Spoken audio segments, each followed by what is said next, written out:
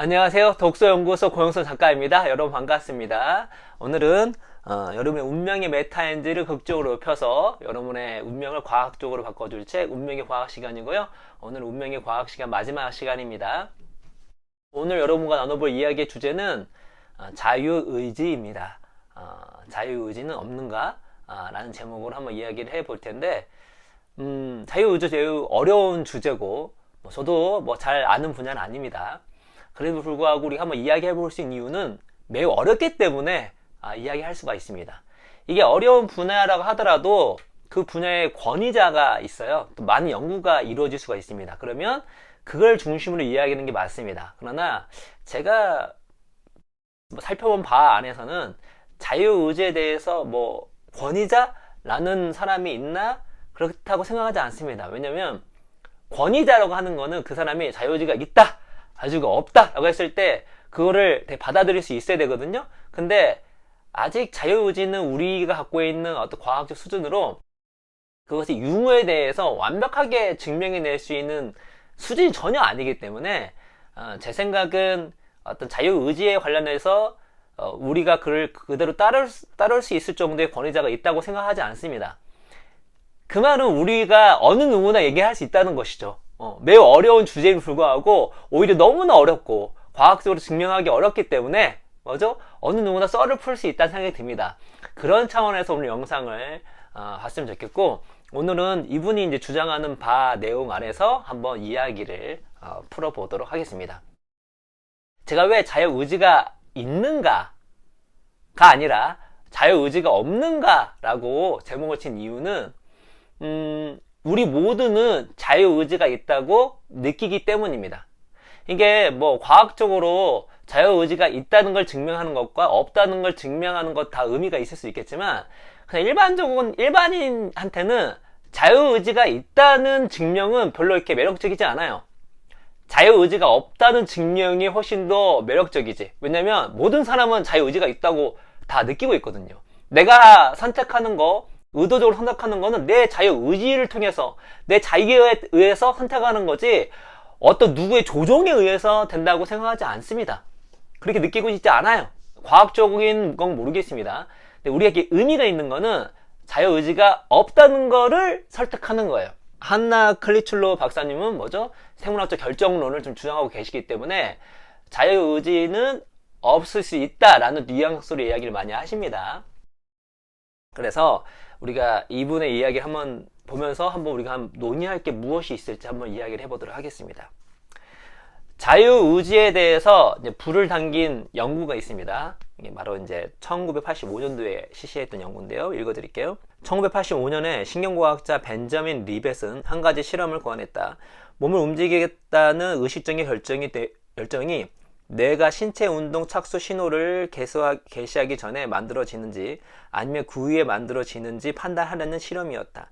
그는 실험 참가자들에게 자기가 원하는 시간에 반복적으로 손목을 구부려 보라고 했다. 그는 운동이 일어나는 순간과 뇌의 운동 거칠의 활성이 일어나는 순간을 기록해서 그 데이터를 실험 참가자가 의식적으로 손목을 구부리기로 결정했다고 보고한 시간과 비교해 보았다. 손목 운동의 정확한 시간은 근육의 전기 활성을 측정해서 얻었다. 그와 유사하게 두피의 전극을 장착해서 운동 거칠의 전기 활성도 대단히 예민하게 기록됐다. 그 결과 리벳은 운동 거칠로부터 나오는 의식적인 지시가 먼저 등장한다는 것을 발견했다. 몸을 움직이겠다는 의식적인 결정은 350m초 후에 등장했다. 그리고 실제 운동이 일어나기까지는 200m초 정도의 지연이 발생했다. 사실상 뇌가 행동을 지시한 후에야 의식적 각성이 일어난 것이다.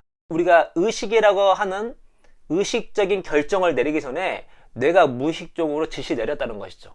그래서 의식적 결정은 우리가 느끼기에는 우리가 자유의지를 통해서 결정했다고 생각하지만 실제로는 뇌가 무의식 중에서 결정을 내린 거를 그냥 의식적인 어떤 느낌 안에서 실행한 것 뿐이다 라는 것으로 확장할 수 있는 그러한 연구라고 하는 것입니다. 이건 1985년도에 시작하는데요. 그 이후에도 비슷한 실험이 많이 있습니다. 이 실험은 빈틈이 많죠. 박사님이요 되게 본인이 주장하는 거에 대해서 무조건 옳다고 얘기하지 않습니다. 왜냐면 본인도 주장하는 바를 증명할 수 없기 때문에 자기는 그런 방향을 생각하고 있고 여기에 대해서 여러 가지 다른 의견들이 있다는 걸 얘기해 주세요. 그 다음에 이제 이 실험의 어떤 그 한계점에 대해서 얘기하고 있습니다. 이 실험에는 명백한 한계가 존재한다. 실험 참가자가 시선을 시계에 맞추고 정확한 시간을 읽어내는데 걸리는 시간이 오류를 만들어낼 수 있다. 게다가 그 사람이 의사결정을 내린 느낌에 대한 보고도 주관적이다. 그리고 아주 근본적인 한계는 이 실험이 실험실에서 구축된 패러다임 안에서 일어났고 아주 단순한 1단계 결정 과정만을 조사했다는 것이다. 하지만 그래도 이 실험은 여러 번에 걸쳐 더 세련된 방식으로 재현되었는데 거기서도 비슷한 결과가 나왔다. 그런데 이것이 일상적으로 내리는 수많은 복잡하고 미묘한 결정과 어떤 관련이 있을까? 라고 했습니다. 이 실험을 나중에 어떻게 발전시켰냐면은 미리 예측을 하는 겁니다. 예를 들어서 우리가 버튼이 두 개가 있어요. A 버튼과 B 버튼이 있습니다. 그러면은 내가 A 버튼, B 버튼을 누를 거잖아요. 누르는데 내가 누를 때 어떤 의식적 선택을 할 거잖아요. 난 이번에 이걸 눌러야지, 저걸 눌러야지. 어떤 기계들 붙여가지고 한 6초 전에 내가 어떤 버튼을 누를지를 예측을 해보는 겁니다. 이거는 주관적 보고가 들어가는데 그거는 주관적 보고도 들어가지 않아요. 그러니까 뇌의 무의식적 결정을 미리 6초 전에 캐치를 해가지고 의식적 결정을 어떻게 할 것인지를 예측하는 겁니다.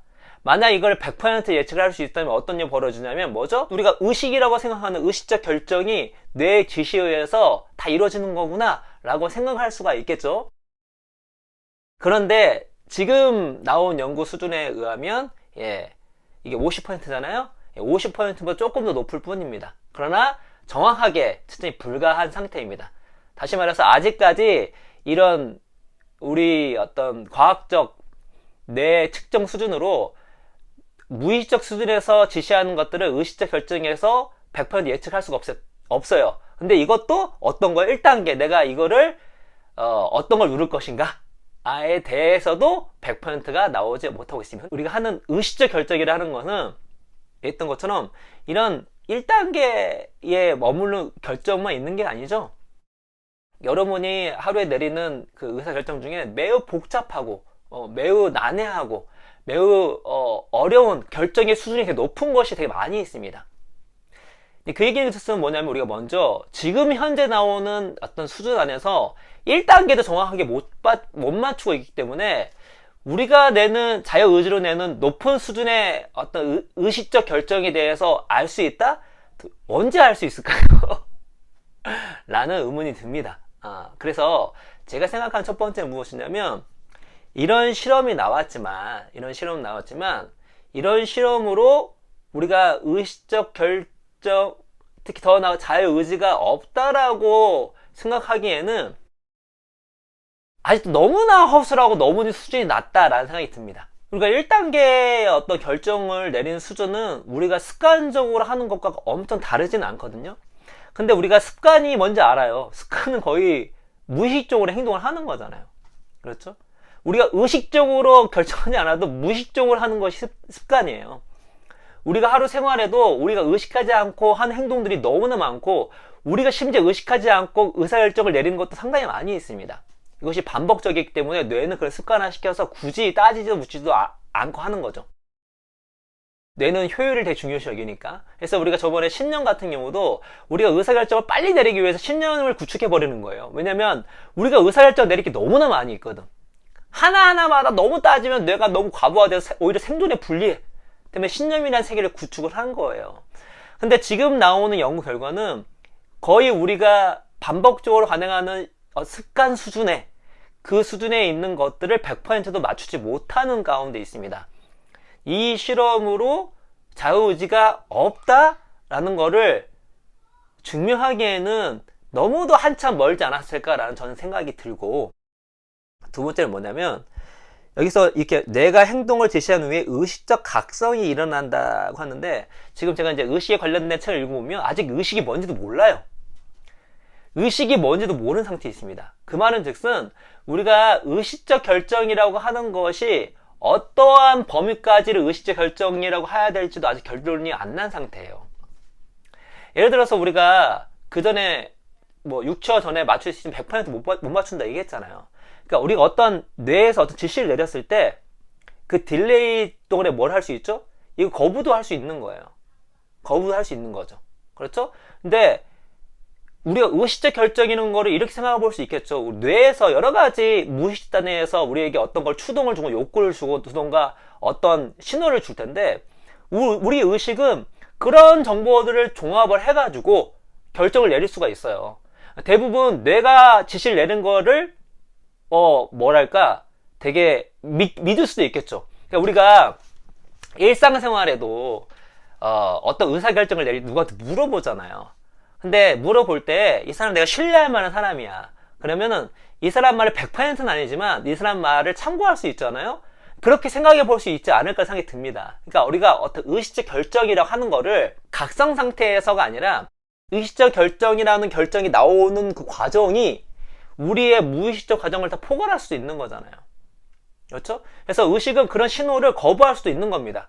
그래서 이분이 그런 얘기를 해요. 이를 두고 다양한 해석이 나왔다. 어떤 사람은 뇌가 운동 개시를 준비하는 것과 움직이겠다 결정을 의식적으로 자각하는 것 사이에 생기는 시간 지연이 이론적으로는 그 행동을 거부할 수 있는 시간을 제공해 준다고 주장했다. 이런 결과를 실제 세상에 대입해서 추측해보면 어쩌면 이것은 인간이 주체성을 행사할 기회를 제공해주는 정신 속에 내장된 일시정지 버튼인지도 모른다. 우리는 기본적으로 여러 가지 생물학적 한계는 있는 건 사실입니다. 여러 가지 신호를 주겠죠. 근데 그 신호를 참고해서 내리는 것이 의식일 수도 있는 거죠. 다시 말해서 지시를 거부할 수 있는 것이 있다면 그게 자유의지일 수 있다는 것입니다. 일단은 제 연구 말씀드린 것처럼 1단계도 100%를 못 맞추고 있어요. 그러니 그 신호를 거부하는 것이 실수로 있을 수 있다라는 하는 것이 이걸 틀렸다고 말하기가 힘든 것이죠.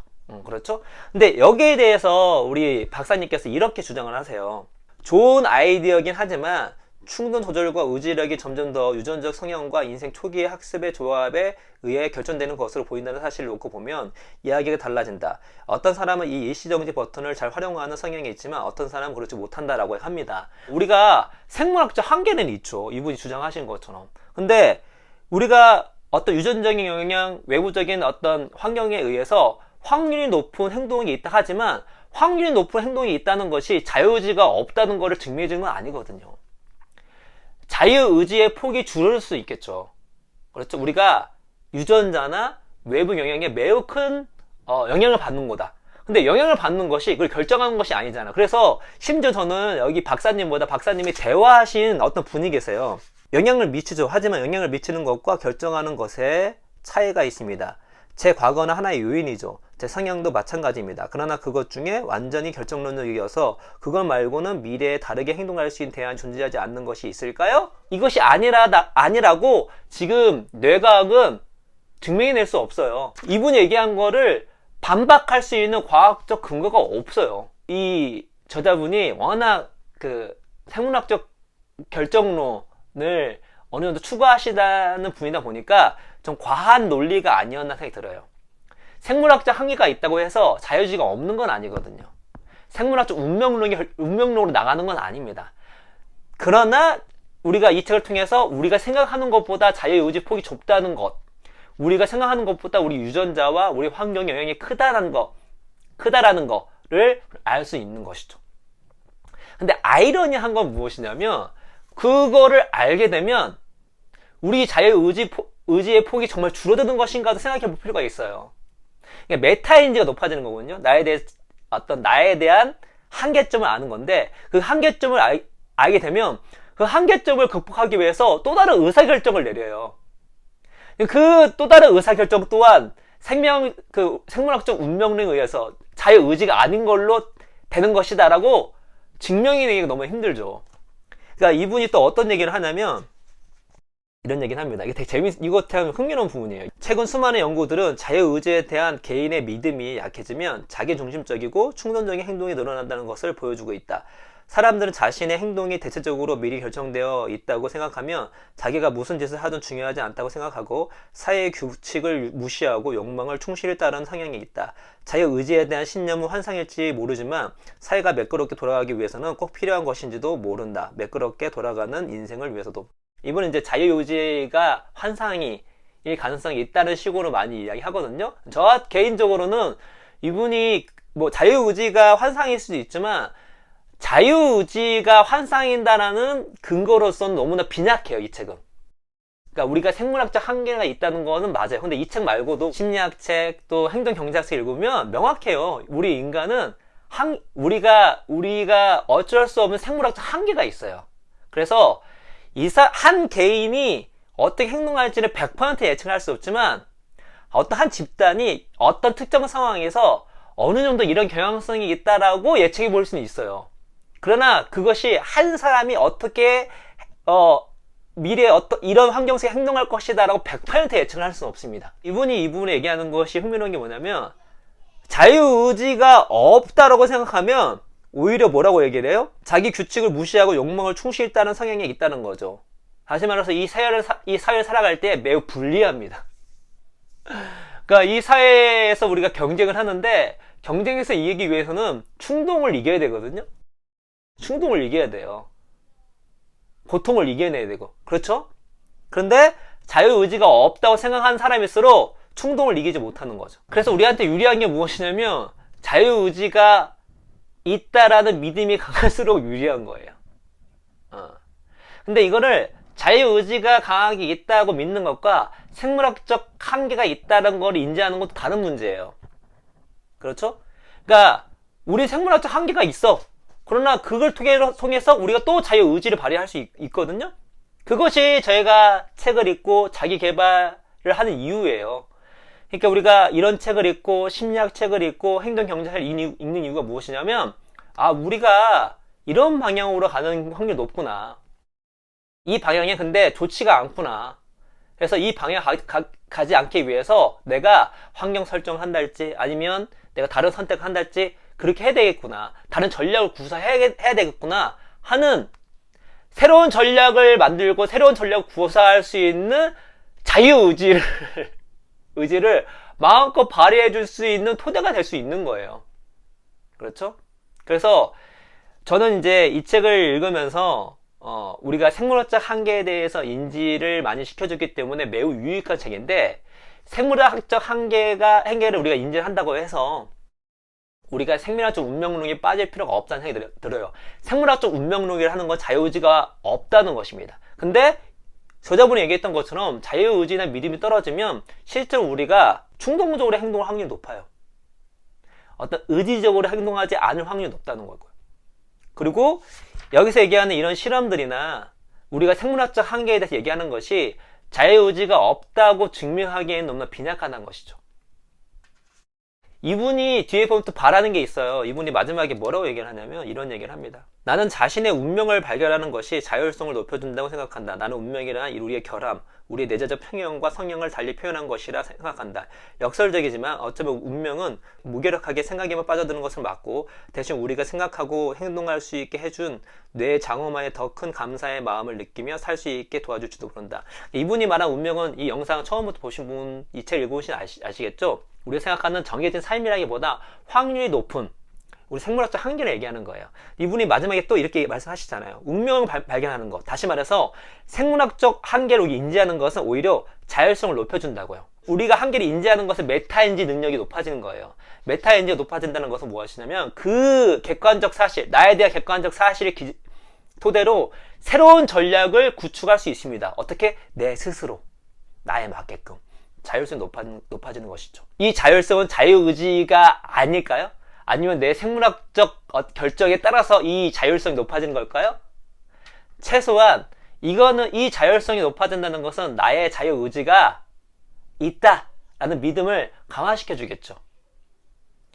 자율성이 높아지는 것이 자유의지가 없다라는 거를 증명해 주기보다요. 그렇겠죠? 그래서 저는 이제 이 책을 읽고 이렇게 정리해 봤으면 좋겠다는 생각이 듭니다. 몰라요. 자유의지가 있는가 없는가에 대해서는 아직 우리 과학 수준으로 명확하게 알 수는 없습니다. 그러나 우리 모두는 자유의지가 있다고 지금 느끼고 있어요. 그렇죠? 자유의식이 있죠. 그러면은 과학이 기본적으로 우리에게 일반 사람들에게 의미 있게 다가가기 위해서는 자유의지가 없다는 걸 증명할 때 되게 놀라운 발견이 되겠지만 지금 수준의 과학 수준으로는 자유의지가 없다라고 하기엔 너무나 미비하다. 심지어 자유의지를 떠나서 우리가 의식적인 결정, 의식에 대해서 정확하게 파악하지 못한 상태에 있습니다. 우리가 지금 뇌세포에 대해서 종류 나오지만 아직도 우리 뇌세포가 얼마나 많은 종류가 있는지 알지 못한 상태에 있어요. 그리고 의식이라는 것은 창발성이 있는 거거든요. 다시 말해서 여러분, 우리가 어떤 마취약을 맞을 때 의식이 서서히 사라지지 않고 순간적으로 딱 꺼지잖아요. 그 얘기는 의식은 비선정적 창발이에요. 창발은 기본 자체가 예측 불가합니다. 그러니까 우리가 어떤 과학으로 정말 이걸 알 수 있을까? 라는 생각이 들어요. 제 생각, 이걸 정확하게 규정해낼 수 있을까? 라는 생각이 듭니다. 그러나 매우 어렵지만 우리가 그걸 알아가면서 많은 것들을 배우고 있는 것이니까. 다시 말해서 자유의지가 없다라고 증명하는 건 너무나 어렵고, 지금 수준에서 자유의지가 없다고 하는 거에 어떤 연구가 제 생각은 너무나 아직도 한참 멀었다. 그걸로 나를 설득시키기에는 너무나 반론도 많고 너무나 허술하고 상태에 있다라고 볼 수가 있습니다. 다시 높아심을 부르지만 그렇다고 해서 이것이 자유의지가 있다라는 걸 증명하는 것도 아닙니다. 우리 자유의지가 있다고 느끼는 거예요. 그렇죠? 그리고 우리가 자유의지가 있다고 해서 뭐죠? 영혼이 있다던가 어떤 신이 있다는 거를 반증하는 것도 아니에요. 그거는 그냥 믿음의 영역인 거지 지금 수준에서 증명의 영역이 아닙니다. 자, 이렇게 정리를 해보죠. 제가 자유의지에 대해서 어떤 깊은 연구를 한 사람은 아니기 때문에 지금 저도 얘기하면서 조금 얼마나 전달이 잘 됐는지 모르겠습니다만 이것만 정리하면 될 거라는 생각이 듭니다. 첫 번째 무엇이냐면, 이 책을 통해서 우리가 우리의 생물학적 한계, 뇌과학을 통해서 생물학적 한계에 대해서 인지를 하자. 그러니까 우리는 특정 방향으로 확률이 높은 어떤 의사결정이나 행동이 있을 수 있다라는 것이죠. 그걸 인정을 하자는 거죠. 그리고 알아보자, 무엇인가.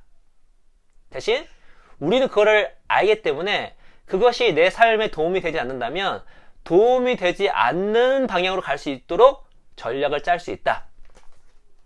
이것이 바로 이분이 마지막에 얘기했던 자신의 운명을 발견하는 것이 자율성을 높여준다 하는 것이죠. 그렇죠? 그래서 그런 과정 속에 내가 자유의지가 있다. 다시 말해서 난 생물학적 한계가 있지만 내가 하는 의지에 따라서, 내가 하는 어떤 믿음에 따라서, 내가 하는 의사결정에 따라서 나의 운명을 바꿀 수 있다 라고 믿는 것이 훨씬 더 인생에 도움이 된다 라는 걸로 정리를 하시면서 운명의 과학 마지막 시간을 마치도록 하겠습니다. 여러분 감사합니다.